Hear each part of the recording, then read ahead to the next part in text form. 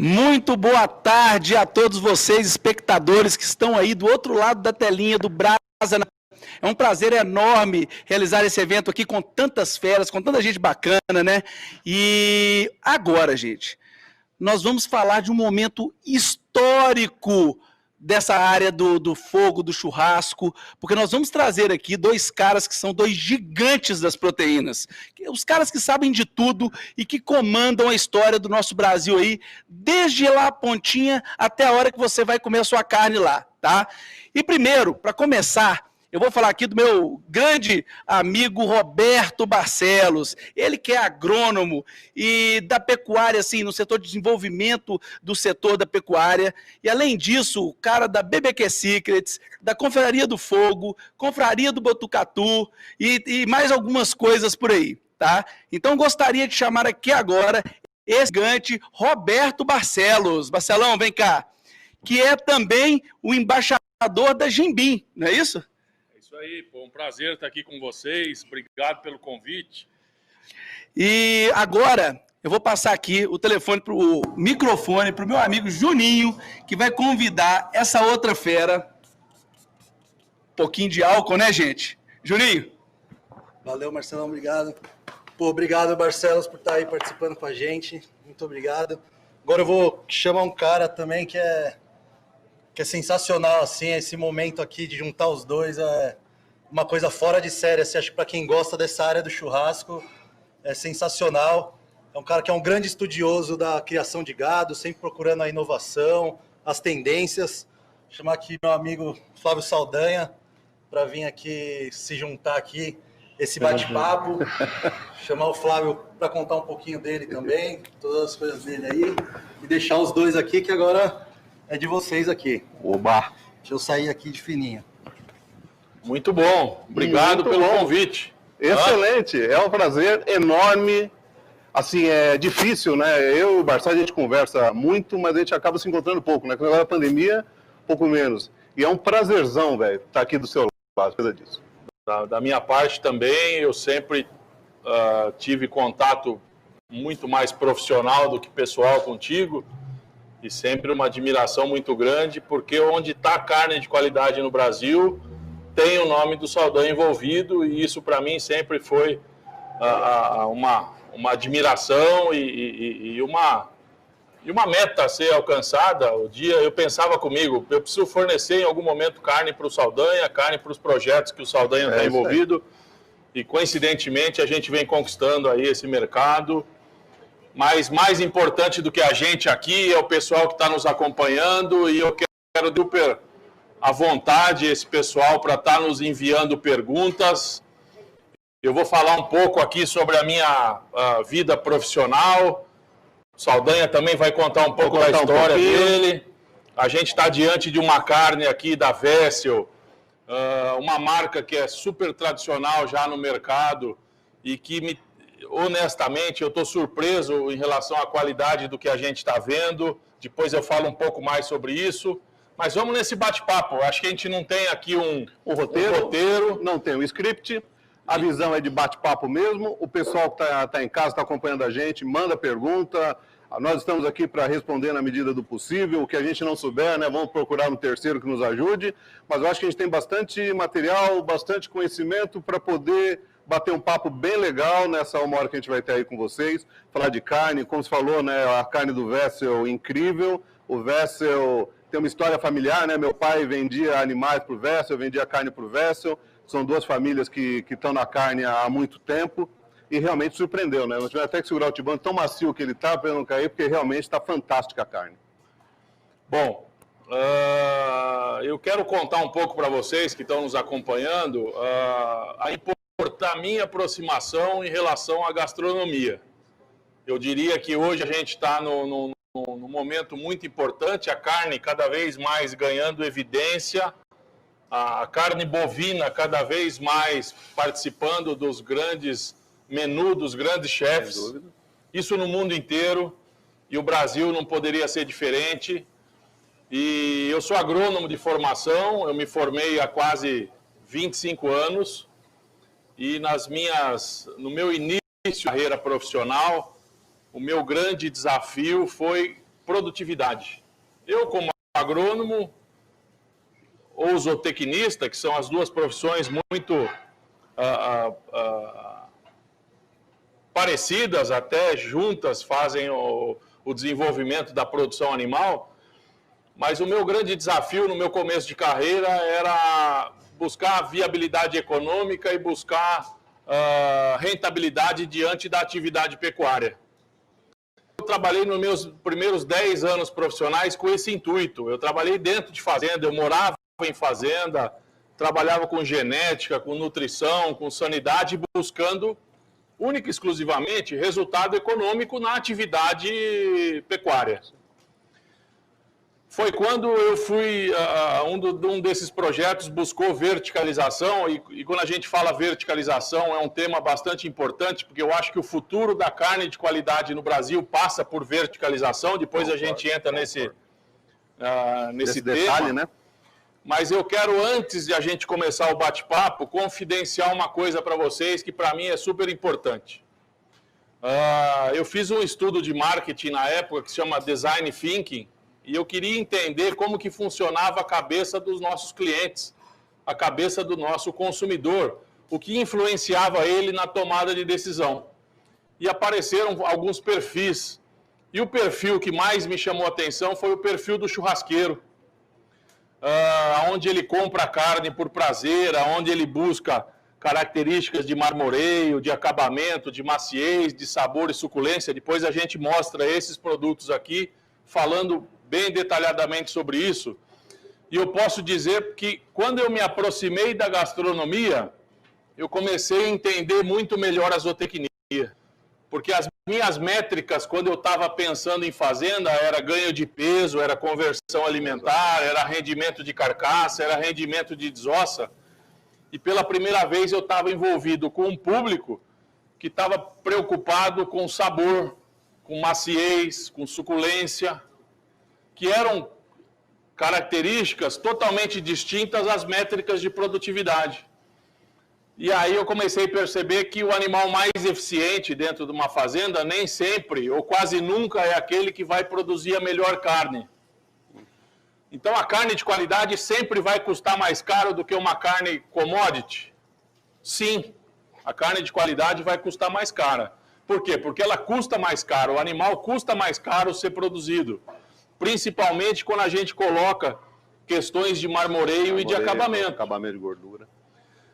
E essa aproximação minha em relação à gastronomia me fez mudar completamente a minha pecuária, e aí, a partir desse momento, eu passei a ser um profissional de pecuária, porteira dentro, com o intuito e o objetivo de produzir aquilo que o consumidor quer, e não aquilo que dá lucro dentro da fazenda. E aí vieram aí os últimos 10, 15 anos realmente de um grande desenvolvimento da nossa atividade, e aí a gente se conheceu mais ou menos há uns 10 anos atrás. 10, 12 anos, né?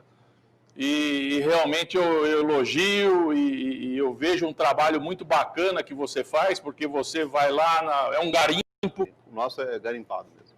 Então eu vou estar puxando aqui o bate-papo, vou fazer um entrevistador aqui agora. O lance é esse, os dois aí, ó. Um vai puxando o outro. Exatamente. Bacana. Se alguma pergunta interessante aqui, eu passo para vocês. Boa. Mas conta um pouco da sua história, mostra um pouco para o público que está nos vendo aí, nos assistindo, porque a grande sacada da live é o seguinte: tem algumas pessoas que nos acompanham agora, mas isso fica gravado, então às vezes o público que assiste depois da live é muito maior, então isso aqui tem que ficar um momento bacana e vamos compartilhar de certa forma o nosso momento com esse pessoal. Totalmente de acordo. Inclusive, eu acho que a gente pode também fazer o seguinte, né? Depois o pessoal tem acesso aos nossos Instagrams. Quem olhar a nossa live depois, já no gravado, pode entrar em contato com a gente, vamos responder, vamos mantendo contato, porque é isso que faz o fomento, né? O fomento do conhecimento. Todas essas estratégias, essas táticas que a gente vem usando para levar mais conhecimento ao público, igual você faz, que é excelente, o pessoal faz workshops, é para quê? Para formar uma massa de pessoas que realmente vão entender mais da carne, vão querer um produto melhor, e com isso quem é favorecido é a indústria. Quem é favorecido, porque nós vamos ter pessoas para entregar o nosso produto. Isso realmente é fantástico. Eu comecei em frigorífico, não comecei no campo, nem em lojas, comecei no frigorífico, porque minha família sempre veio da área da indústria. Eu tinha o bisavô e o avô que eram açougueiros, e meu pai ficava na cidade de Rio Grande, e ele só falava inglês porque estava sempre ali no porto, e trabalhava na carne no açougue. Um dia chegou a Swift lá, uma empresa americana, e precisava de um cara de carne e falasse inglês. O meu pai era, eu acho que, o único da cidade, então ele conseguiu o primeiro emprego lá. E eu acompanhei meu pai desde os 8 anos, porque eu fazia muita bagunça, meu pai me colocava de castigo no frigorífico. Então eu passei um ano inteiro no frigorífico. Que eu fazia, hoje não, hoje estou muito mais comportado e tudo. E eu sempre tive uma grande curiosidade em duas coisas. Entregar para o consumidor aquilo que ele queria e o consumidor o que ele queria. Eu via filme antigo que o cara falava assim, poxa, o cara quer isso aqui colocado ali, em 2 minutos o cara conseguia. Eu falei, um dia eu quero fazer isso. E o outro cara, ele lia a mentalidade do consumidor e falava assim, poxa, esse cara ele quer desse maneira e desse jeito. Foi aí que eu fui para escritório, eu saí da indústria, eu trabalhei na Desossa, trabalhei na picação e tudo. E aí eu fui para a indústria, mas na parte de escritório. Eu fui para marketing, conhecimento, consumidor, fui head de marketing de alguns grandes grupos. E em 2008, 2009, eu resolvi montar a Prime Cut, que você conheceu, que era o meu açougue, que era um açougue diferenciado, uma experiência que a gente tinha visto na França, que era uma parte de boucherie, uma parte dos cortes que a gente faz até hoje, reflete até um pouco no time, e a gente não tinha matéria-prima necessária. Foi aí que a gente começou a sair e entender que existia um mundo fora das grandes indústrias, que forneciam carne commodity para todo mundo, e o que o meu consumidor, pela leitura que eu fiz dele, ele queria alguma coisa melhor. Ele já entendia um pouco de marmoreio, eram pessoas que na época faziam aquela viagem, turismo a cabo, né? Viajavam pelos programas de TV a cabo, tinha muita gente, era fácil viajar para Argentina e Uruguai, e de repente no meu balcão de açougue, nós todos capial trabalhando, e o pessoal pediu um bife ancho, um chouriço, um prime rib, um tomahawk. A gente tinha que desenrolar isso aí, e a gente começou a viajar mais, a entender mais e a buscar mais conhecimento para entregar para esse consumidor. Basicamente, o que a gente criou foi uma empresa de cool hunting e de inovações e tendências, que é o que eu faço até hoje. Hoje eu presto serviço para o Debete, hoje eu sou o cliente do Barcelos, a gente conta bastante coisa, uso bastante as carnes também. A gente tem bastante entrada na fazenda, porque eu quero um produto único, exclusivo, que reflita o pensamento do meu consumidor. Se eu conseguir entregar isso, ele sai sorrindo da loja ou da indústria, para mim, meu dia vai estar ganho. E eu trabalho com todas as proteínas, a gente trabalha muito bom pescados, porcos e peixes também, e cordeiros.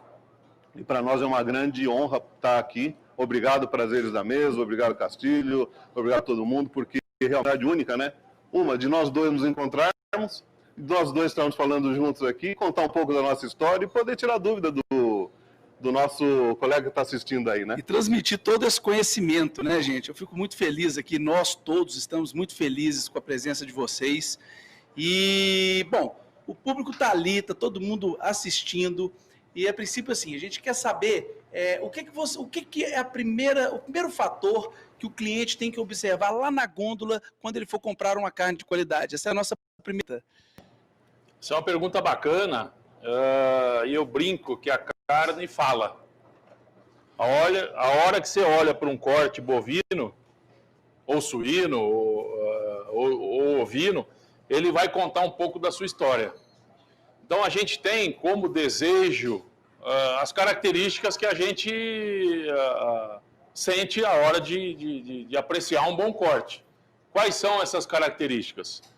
Maciez, sabor, suculência, e cada característica dessa tem um fundamento. Quando a gente fala de maciez de carne, eu estou falando de idade dos animais, ou estou falando de um processo de maturação. Então, se eu quero uma carne macia, eu tenho obrigatoriamente de trabalhar com animais jovens ou com carnes que passaram por um processo de maturação. Ou maturação, aquela carne embalada a vácuo que a gente conhece, que chama wet aged, maturação úmida, ou a carne que é o nosso amigo Debete, que é a nossa grande referência de dry age no mercado brasileiro, que foi um dos pioneiros, maturação a seco. Isso define muito maciez de carne. Agora, quando eu falo de sabor e suculência, obrigatoriamente eu estou falando de características de gordura e de marmoreio. Marmoreio, para quem não sabe, é aquela gordura entremeada nas fibras musculares da carne. Então, qual que é a carne ideal? A carne ideal é que ela tenha, seja proveniente de um animal jovem e que tenha um bom acabamento e também tenha um bom marmoreio. Mas como que eu consigo olhar para uma carne e identificar essas características? A coloração da carne, ela mostra um pouco da idade, a coloração da gordura mostra um pouco do sistema de produção que essa carne foi produzida, e a questão do marmoreio mostra um pouco da genética desse animal, que é uma genética que tem essa aptidão para marmoreio. Então, de preferência, na hora de escolher uma boa carne, geralmente essa carne vai estar embalada a vácuo. Então, dá preferência por carnes com uma coloração um pouco mais rosada. Aquela coloração cereja, né? Um vermelho cereja, mas com uma tendência de não uma carne muito escura. Isso. Porque atrás de uma carne escura vem um problema. Reduz shelf life. Reduz uma série de coisas, que é um animal que sofre problemas de estresse antes do período do abate. Então, para quem está nos acompanhando, uma carne de qualidade é fruto de um animal que não teve estresse pré-abate. E eu brinco também, digo que a carne de alta qualidade só é possível ser conquistada se o animal, durante a sua vida, ele foi feliz. Ele foi feliz mostrando o seu potencial produtivo, ele ganhou peso, ele ganhou gordura, ele ganhou marmoreio, ele se desempenhou e ele foi abatido naquela questão do abate humanitário, que é uma insensibilização antes do momento de abate. Exatamente. Isso faz toda uma diferença de uma carne de qualidade. Então, uma carne boa, macia, saborosa e suculenta, eu tenho 100% de certeza de dizer que esse animal foi feliz durante a sua existência.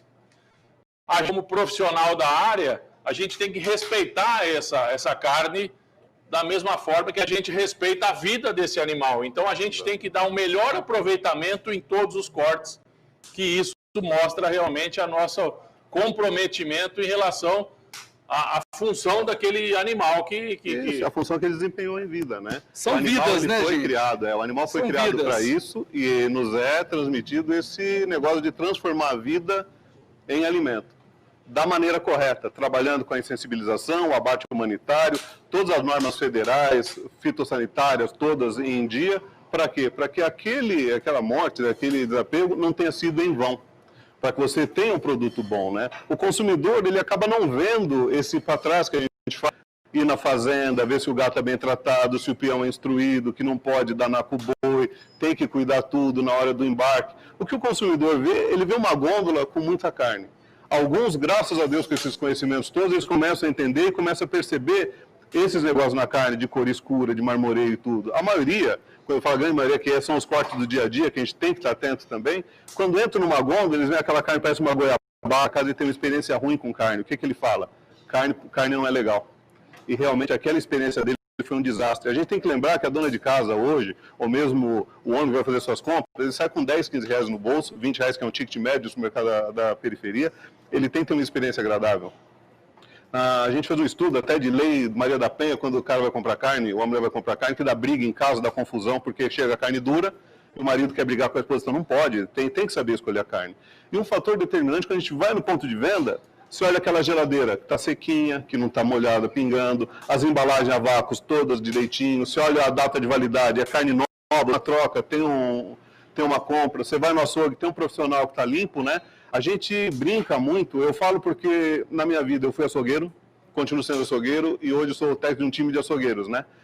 E a imagem que a gente tinha do açougueiro, vocês concordam, mas era de um cara que atendia o cliente de costas e quando o cliente chegava lá e falava assim, por favor, ele virava, ele estava sujo de sangue, geralmente um cara grande, e ele batia com uma 12 polegadas na mesa e falava, o que você quer? Naquele momento, o consumidor quer qualquer coisa, principalmente sai correndo dali. Então não tinha tanta impressão com a carne. Esses detalhes que a gente pode passar e o consumidor poder olhar uma carne de cor cereja, boa, gordura branquinha, vai mostrando além das idades dos animais, a grande qualidade que o estabelecimento deu e respeitou aquela carne. Vai trazer segurança. Onde o que o nosso consumidor precisa é segurança, seja de dia a dia ou de churrasco. E essa é outra pergunta do nosso público, tá? O quanto interfere essa questão do abate humanitário, principalmente, né, no pH da carne, essa questão da coloração, né, que é uma grande dúvida. A carne com a coloração mais escura, ela é realmente uma carne com pH, né, mais alto, né? Como que funciona para o público, para entender melhor ali na gôndola, como perceber essa diferença? Eu vou tentar responder essa pergunta de uma maneira técnica, mas sem ser chato. Todo animal, no momento do embarque ao frigorífico, ele sofre um processo de estresse. E esse estresse consome um açúcar no músculo que se chama glicogênio. E se esse animal é abatido com baixos níveis desse açúcar, é esse açúcar que vai ser transformado em ácido lático durante o processo de maturação sanitária, e aí esse pH da carne teria que cair. Se o animal é abatido estressado, ele não tem esse açúcar não é transformado em ácido lático, e aí esse animal vai ter o pH da carne muito alto, e o pH da carne alto traz um problema bioquímico para a carne, que é uma sigla em inglês, que se chama DFD. Uma tradução é dark, firme e dry. A carne é escura, é seca e é dura. Então, toda vez que vocês forem na gôndola do supermercado e olharem para uma carne, ela tiver cor de goiabada, é muito provável que essa carne tenha tido esse problema bioquímico e essa carne vai estragar o seu churrasco. Essa carne vai estragar a sua refeição. Vai estragar o seu dia, né? Então, evita essa carne muito escura, dê preferência para carnes um pouco mais claras. A carne ideal é a carne cor vermelho cereja. A gente está trabalhando muito forte em programas de treinamento de bem-estar animal, em programas de manejo de embarque dos animais. Dentro da indústria, o animal fica descansando, ele fica em jejum, ele fica em dieta hídrica, justamente para a gente melhorar esses índices, mas a pecuária brasileira commodity, ela trabalha muito forte com animais inteiros, com animais zebuínos, e essa característica é realçada pela grande... porque é um animal muito... nervoso, é um animal que realmente ele traz essa característica de estresse um pouco mais evidente, principalmente por serem machos inteiros. A gente tem um ciclo que é um ciclo que a gente fala que é um ciclo destrutivo na carne. Então você coloca os animais inteiros no confinamento, você não tira os dominantes, você tem uma geração de estresse maior. Essa carne, geralmente, o ciclo destrutivo é quando tudo dá errado. O embito de qualquer jeito, sem cuidado, esse animal ele vai estressado, ele chega estressado. Quando a gente vai fazer a dieta dele no frigorífico, essa dieta é encurtada, ele é abatido de qualquer maneira e a carne logo já é embalada, né? Isso leva essa carne DFD para o mercado ou para restaurantes, e aquela carne que infelizmente ela é cura, então o lojista só, porque ele vai comprar, vai porcionar e fazer uma bandeja, não vai durar 2 dias essa carne. Ela tem um gosto de fel, tem um gosto amargo, e a experiência da pessoa que não conhece, por a carne não estar estragada, fala, a carne bovina que não é boa. E na verdade é um processo todo que veio errado, né? Mas a grande vantagem é que a gente está diante de uma nova pecuária, Sim. A gente está diante de novos projetos e o desafio é produzir qualidade. Então a gente vê ao longo dos últimos meses, ao longo dos últimos anos, o surgimento de novas marcas de carne. Sim. Que trabalham exclusivamente com fêmeas, que trabalham com machos castrados, que trabalham na questão do respeito ao animal, o manejo, bem-estar animal, e isso não acontece nesses projetos verticalizados, nesses projetos de marca de carne. Principalmente, o que veio acontecendo nos últimos anos, o grande crescimento do consumo de carne, da carne do churrasco, da carne da celebração, da carne que reúne amigos, que reúne a família em torno do fogo, a gente percebe que são pessoas da geração do milênio. São pessoas que têm entre 25 e 35 anos, entre 30 e 40 anos, que têm dentro do seu perfil questões éticas muito fortes. Então, são pessoas que têm como lei ou como regra, coma menos, mas coma melhor, beba menos, mas beba melhor. São pessoas que têm a ética muito forte no seu dia a dia, no seu estilo de vida. Então, o que as marcas atuais estão buscando? Elas estão buscando uma comunicação muito forte com esse perfil de cliente. Então, passa a fazer muito sentido para esse perfil de consumidor quem produziu, como foi produzido, se faz bem para a saúde, se faz bem para o planeta, além das características obrigatórias de uma marca de qualidade, que são maciez, sabor e suculência. Então, quando a gente fala de um projeto novo, de um projeto moderno, e eu posso dizer, diversas marcas de carne hoje no Brasil que tem esse foco, a gente está falando de projetos que têm um compromisso em relação ao respeito ao animal. E tem um respeito muito forte em relação ao seu cliente, ao seu consumidor. Então, passa a ser fundamental essas marcas entregarem qualidade. Condição fundamental. Agora, além de entregar qualidade, é obrigação dessas marcas mostrar quem produziu, como foi produzido, se faz bem para a saúde, se faz bem para o planeta. E aí sim que as marcas estão se destacando, estão mostrando questões de sustentabilidade, estão mostrando preocupações sociais, estão mostrando preocupações ambientais. Recentemente a gente viu o lançamento de marcas brasileiras que têm o perfil de carbono neutro. Bem pegado carbono, bem bacana. Carbono zero, baixo carbono. Isso mostra o seguinte, que tudo que a gente escuta de notícia no mercado, ou na mídia, ou de pessoas que colocam a paixão acima da razão, nem sempre são coisas muito corretas. Porque a gente que está no dia a dia da pecuária, mostra que o Brasil tem 170 milhões de hectares de pasto.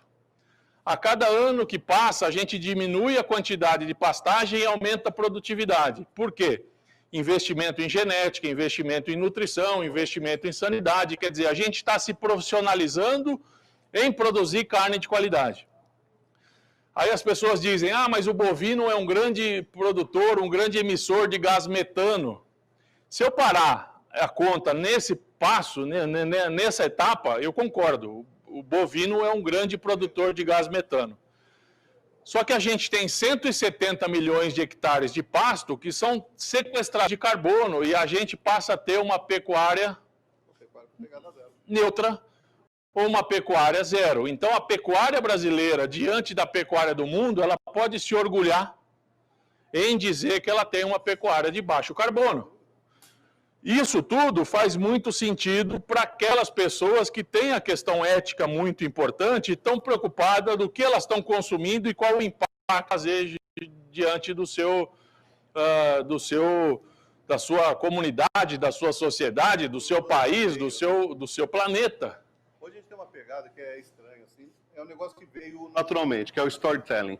Antigamente a gente usava storytelling em marketing para justificar ações que a gente fazia sem saber. Então, você fazia um negócio, você criava um storytelling. Por exemplo, o meu boi ele tem a pegada das onças e tudo. Hoje em dia, isso aí virou um negócio tão natural que virou quase uma obrigatoriedade. Eu estou desenvolvendo um projeto no norte de Mato Grosso, onde nós temos a proteção da mata ciliar, temos a proteção dos animais que vivem ali no bioma da fazenda, nós temos um projeto de cuidar das onças também, e tudo isso a gente transformou num QR Code que já é colocado para o consumidor e hoje ele já tem mais de 1 milhão de acessos porque o consumidor quer essa informação.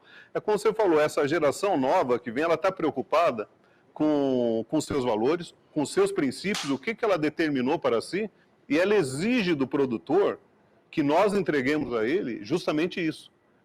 Um storytelling que seja verdadeiro, que não seja uma mentira. E esse projeto é um negócio que é legal, que você fala sempre da pecuária no expresso, da gente verticalizar a cadeia, que é o que a gente trabalha também, é a GC, o pecuarista, os funcionários da fazenda, como que a fazenda é, olhar os animais, olhar todo o meio ambiente que está ali, para a gente saber, poxa, é legal eu estar nessa fazenda, é legal eu tentar ajudá-lo nisso, é tentar ajudar essa geração de pecuaristas que vem aí, que querem entregar produtos de qualidade, que não querem entregar mais commodities, que não querem produzir mais uns X milhões de cabeças de animais, querem produzir o animal correto.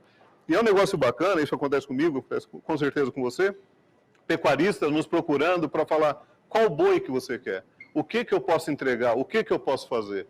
E eu acho que essa integração da pecuária, da indústria, do consumidor, e nós no meio tateando e dirigindo essa conversa, vai fazer essa carne do futuro e é onde a gente vai chegar no que você sempre pega desse negócio do terroir da carne. Mas aí eu quero só deixar claro, antes de a gente mudar o assunto, que o foco agora daqui para frente vai ser o produto, mas eu quero dizer o seguinte, quando a gente ouve as notícias de queimada, ouve a notícia de desmatamento, a gente não pode fechar os olhos, porque isso existe e tem que ser punido.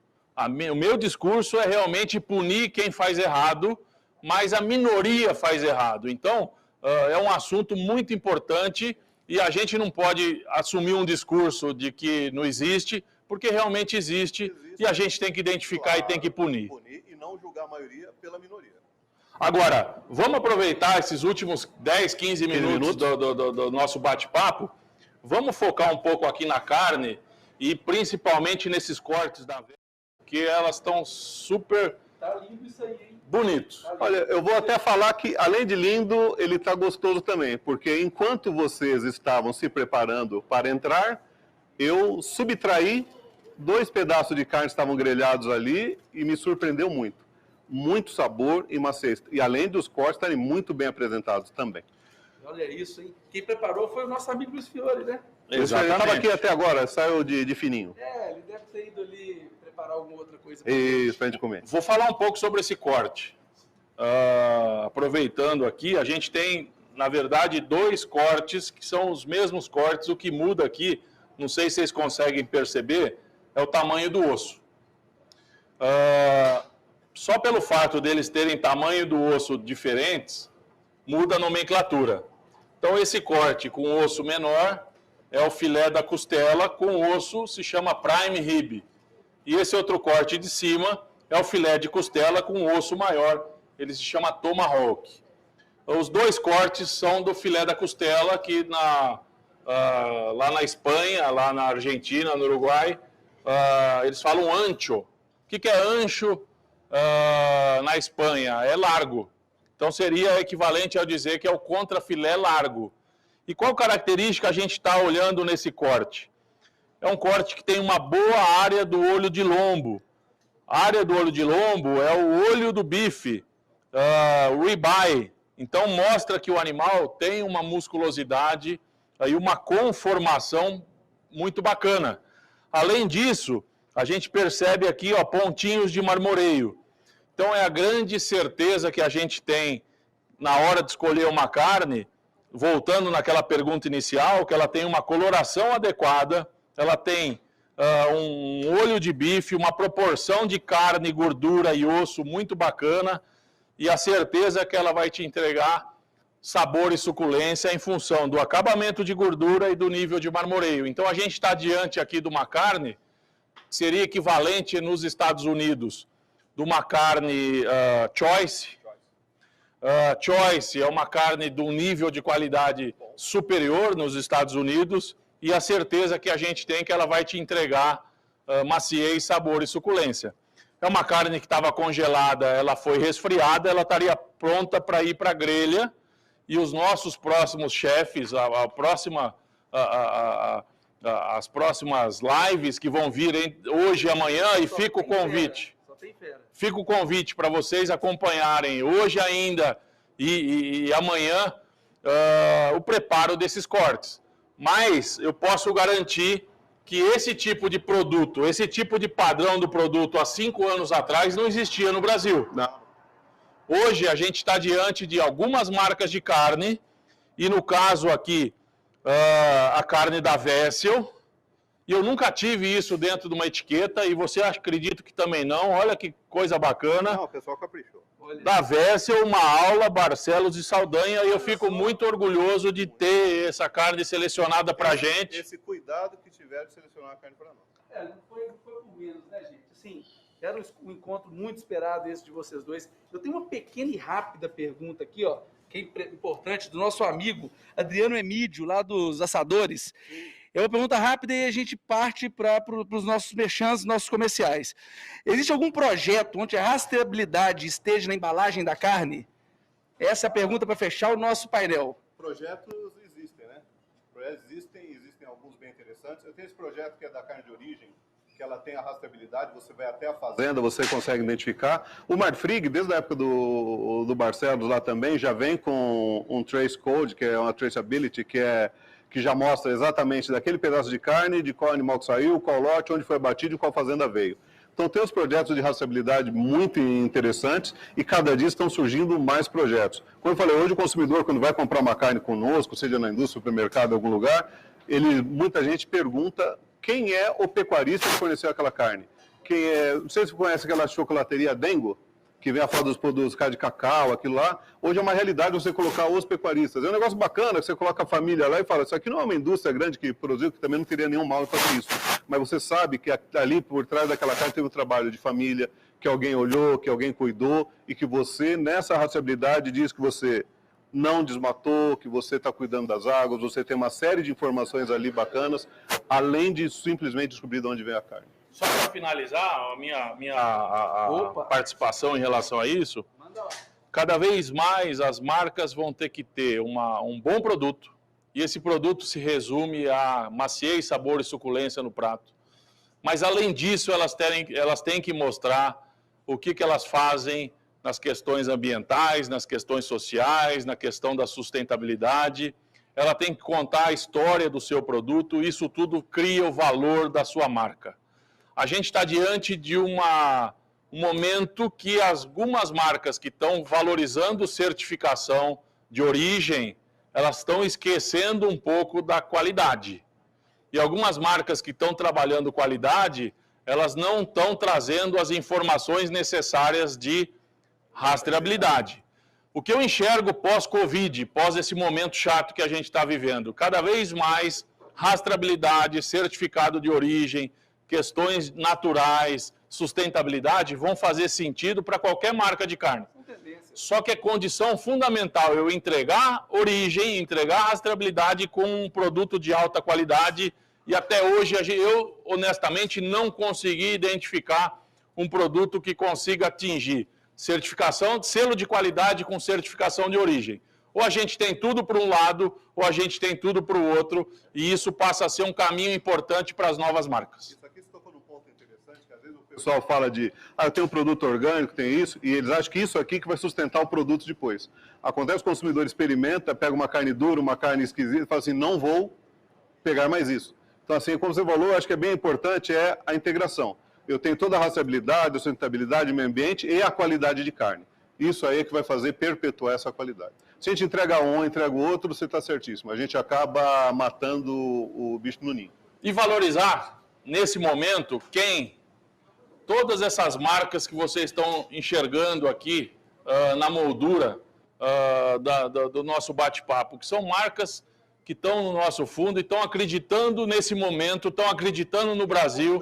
Valorizam os nossos produtos, valorizam a nossa história, né? Porque isso aqui não é brincadeira para poder trazer e montar uma história dessa, não, de onde você veio, de onde você deslocou pela manhã para poder chegar aqui e trazer mesmo para a gente todo esse conhecimento. Pessoal, nós estivemos aqui agora com esses dois grandes queridos e grandes feras da nossa gastronomia de uma forma geral. Barcelos, muito obrigado. Saldanha, muito obrigado. A gente ficaria aqui, eu acho que muitas horas batendo esse papo aqui, né, nesse encontro. Passou rápido demais, né? Passou, foi rápido. E agora, pessoal, chamo vocês agora para poder ver o nosso comercial aqui e entender um pouquinho sobre a Vessel, que está nos ajudando aqui conosco neste evento Brasa na Mesa com você.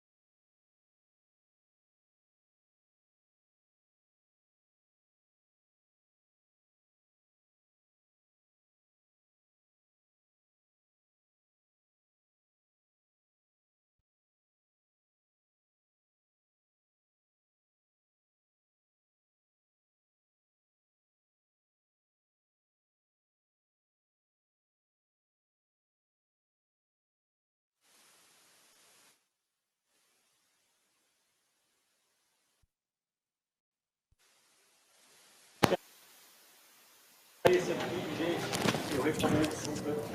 Aí tem mais aqui, dá uma olhadinha aqui. Requeijão cremoso. O requeijão é muito bom, muito bom, muito bom. O que mais que tem? Minas Frescal. Olha a qualidade desse Minas Frescal. Não podia faltar o provolone. O raladinho para aquela massa do domingo. Ricota, ricota. Tem uns doces com ricota. Entra no site da Prazeres da Mesa que você vai pegar a receita fantástica lá também. Manteiga, essa manteiga, gente, com pãozinho quentinho, vocês não sabem o que é bom. E finalizando aqui, dá uma olhadinha, tem um queijo tipo montanhês. Olha só a estrutura desse queijo. Bom, queijo de Ipanema na sua mesa. Obrigado, queijo de Ipanema, por apoiar o Brasa na Mesa. E daqui a pouco a gente volta com mais atrações. Daqui a pouco a gente volta. Fica aí com a gente.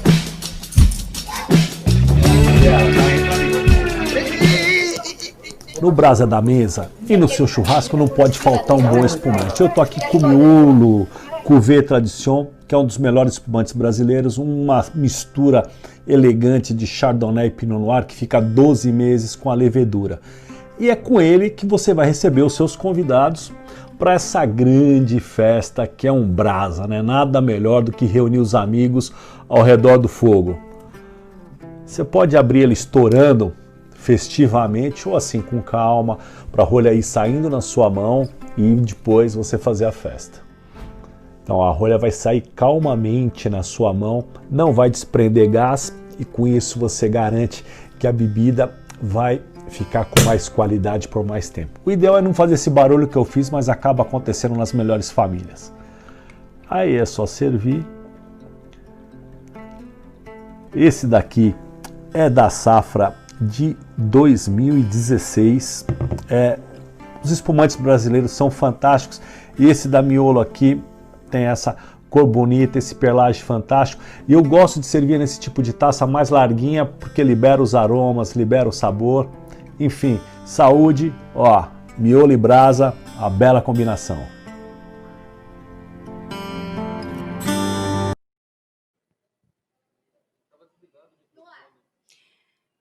Gente, espero que vocês estejam gostando do nosso Brasa na Mesa Digital. Eu queria falar um pouco da família Wessel, que é uma família que está no mercado de carnes desde 1830. Uma família, aliás, que faz parte da minha vida, não só porque eu consumo as carnes Wessel, mas porque eles são nossos amigos de verdade. O Istvan, Daniel, Titi, Soninha, eles fazem um trabalho maravilhoso. Se vocês não conhecem, é hora de conhecer, porque eles estão sempre evoluindo, eles estão sempre na frente, na vanguarda. Ele já atuava no food service e varejo, mas agora a Wessel inaugurou seu próprio e-commerce, para que todos esses cortes especiais cheguem direto na sua casa. Lá você encontra todos os produtos exclusivos Wessel, disponibilizados agora para compra online. E para o Brasa na Mesa, a Wessel reservou um presente para todos que estão nos assistindo. Até o final de setembro, você pode comprar todos os produtos do e-commerce da Wessel com 15% de desconto. É um bom desconto. Basta usar o cupom BRASA15 na sua compra no site www.lojawessel.com.br. As entregas são para São Paulo e Rio de Janeiro por enquanto. E esses cortes aí vocês viram que não era pouca coisa não. Mostra aqui, Gustavo. Olha cada corte maravilhoso. Dá uma olhada. Isso aqui estava para o Barcelos e para o Saldanha, um prime rib. Olha, isso aqui é uma coisa extraordinária. Então, o que eu posso dizer é, se você não conhece, conheça já, porque 15% de desconto é muita coisa.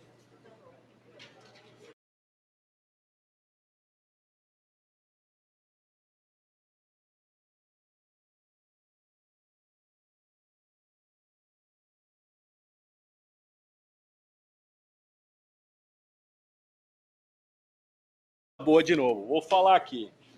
Tchau, Mariela, que agora a gente tem que se manter aí uma distância, tal. Pessoal, cortou o som. Então, o que eu estava falando, se a carne é fundamental, os acompanhamentos também são. Eu sou fã dos queijos Ipanema que me acompanham. Quem já viu o churrasco feito pelo Juninho sabe que não pode faltar esses acompanhamentos. Mas eu vou mostrar a linha inteira para vocês verem. Ó, um requeijão cremoso. Vale lembrar que a Ipanema está há mais de 40 anos no mercado. Aí tem uma linha aqui, dá uma olhadinha, um Gouda, que é difícil encontrar o Gouda já assim, porcionado, fatiadinho, bacana. Tem também aqui o queijo mussarela. Eu vou deixar esses aqui para o final para mostrar tudo para vocês. Ó, queijo frescal, dá uma olhada na textura desse queijo. Para o café da manhã é perfeito. Tem uma manteiga que vai muito bem com aquele pãozinho quentinho. Ó. Essa manteiga eu recomendo muito porque é muito boa. Creme de ricota. Se você quiser uma receita com creme de ricota, entra no site da Prazeres da Mesa que tem um monte de dica lá para você. O tradicional provolone, que aqui leva o nome de provolonete. E também tem aqui o queijo montanhês, ó. Olha a textura desse queijo, não pode faltar na sua casa. Mas aí tem as estrelas que vão bem no churrasco. O Juninho mesmo adora fazer esse queijo mussarela, bolinha na grelha, fica muito bom, fica com uma cremosidade, é imperdível, tem que ter lá. E outras estrelas que são o queijo coalho. Temos aqui o queijo coalho com chimichurri, que é muito bom, porque já vem temperadinho, uma delícia, vem com 7 espetinhos, ó, eu garanto que eu como 3 sozinho. E tem também o tradicional, ó. Isso aqui, gente, antes, para abrir os trabalhos, para abrir o churrasco, é maravilhoso. Ipanema, obrigado por estar com a gente, que vocês tenham mais 120 anos pela frente, completando com esses 40 de um bom trabalho para a gastronomia brasileira. Tá? Um abraço para vocês. Castilho, eu vou aproveitar também e lembrar vocês de novo, porque eu aqui no início, acho que eu fiquei nervosa, sei lá. Mas aqui para vocês acessarem as pimentas Mendes, sal e tudo mais, o endereço é Boutique Mendes com Z no final, .com.br ou o Instagram Pimenta Mendes Oficial, tá bom? Então vai lá, porque essa pimenta aqui vale a pena.